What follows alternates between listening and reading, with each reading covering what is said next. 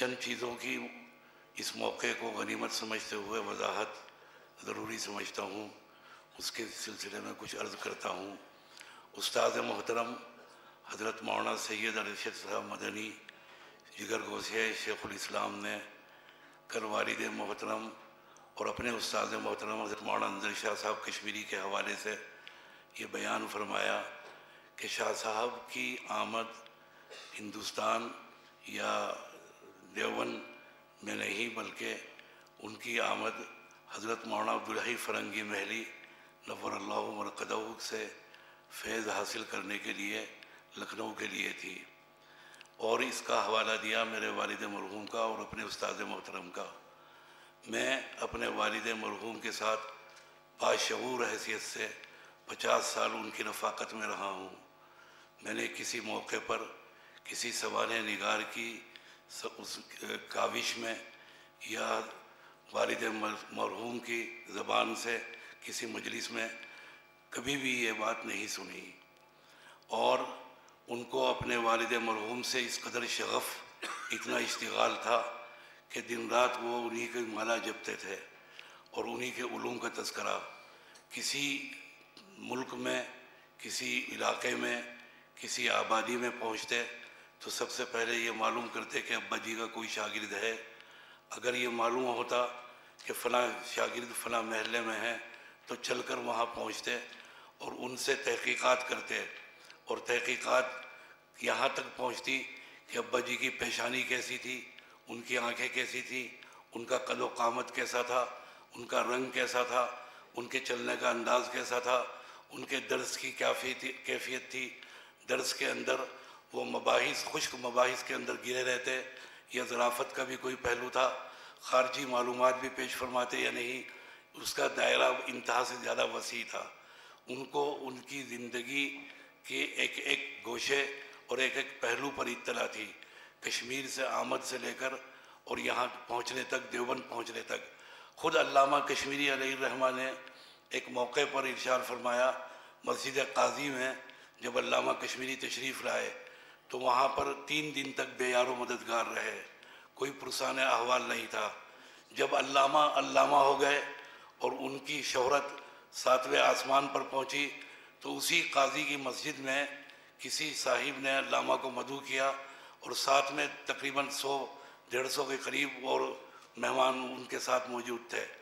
دسترخوان کے ایک کونے پر علامہ کشمیری تشریف فرما تھے اور سامنے دوسرے کونے پر ان کے بڑے فرزند مولانا اظہر شاہ صاحب قیصر تھے۔ فرمایا مخاطب کر کے کہ اظہر پڑھ لے، میں جب اس دیوبند میں پہنچا ہوں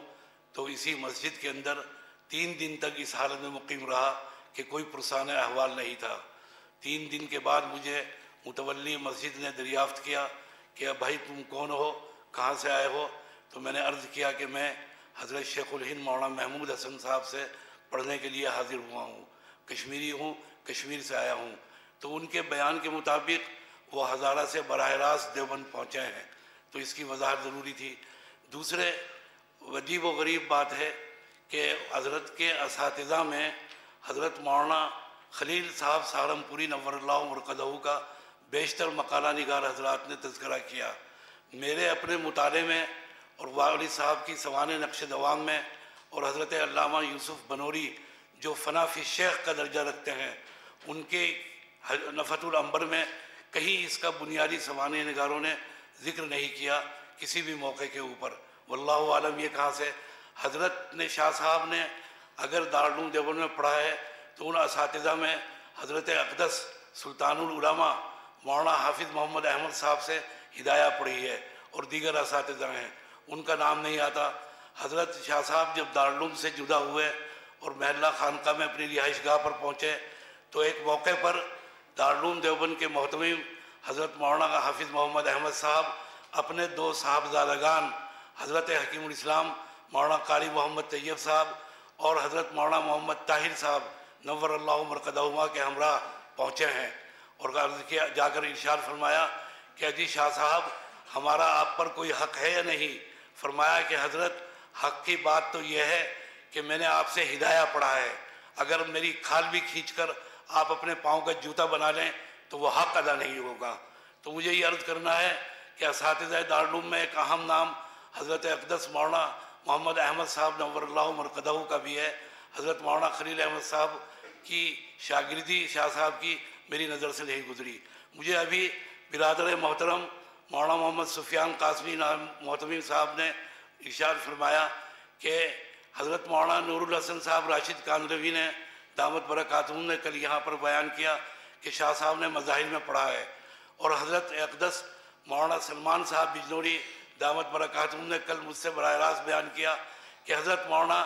شاہد صاحب سالمپوری نے کسی موقع پر لکھا کہ شاہ صاحب 4 سال تک مظاہر روم میں رہے ہیں۔ میری معلومات کے مطابق کہیں کسی سوان نگار نے، کسی مقالہ نگار نے شاہ صاحب پر گفتگو یا کام کرنے والی کسی شخصیت نے کبھی کہیں یا نہیں لکھا۔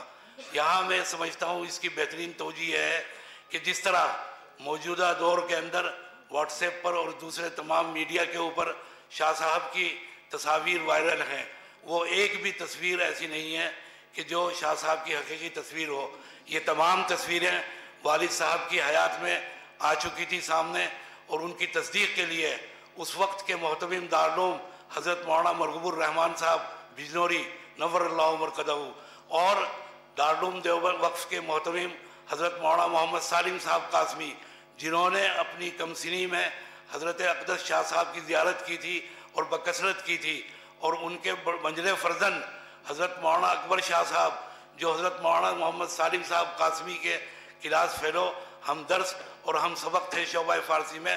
انہوں نے زیارت کی اور انہوں نے تردید کی، فرمایا ان میں سے کوئی بھی تصویر حضرت شاہ صاحب کی نہیں ہے۔ تو موجودہ دور میں جتنی تصاویر ہیں وہ سب کی سب غیر یقینی اور غیر تصدیق شدہ ہیں، اور وہ اس کے اندر ایک شاہ صاحب جو صاحب زلف دراز ہیں مولانا محمد انور شاہ صاحب، وہ ملتان کی شخصیت ہے۔ کسی ظالم نے اس تصویر کو شاہ صاحب کی طرف منسوب کر دیا۔ ہو سکتا ہے مظاہر میں جو شاہ صاحب کی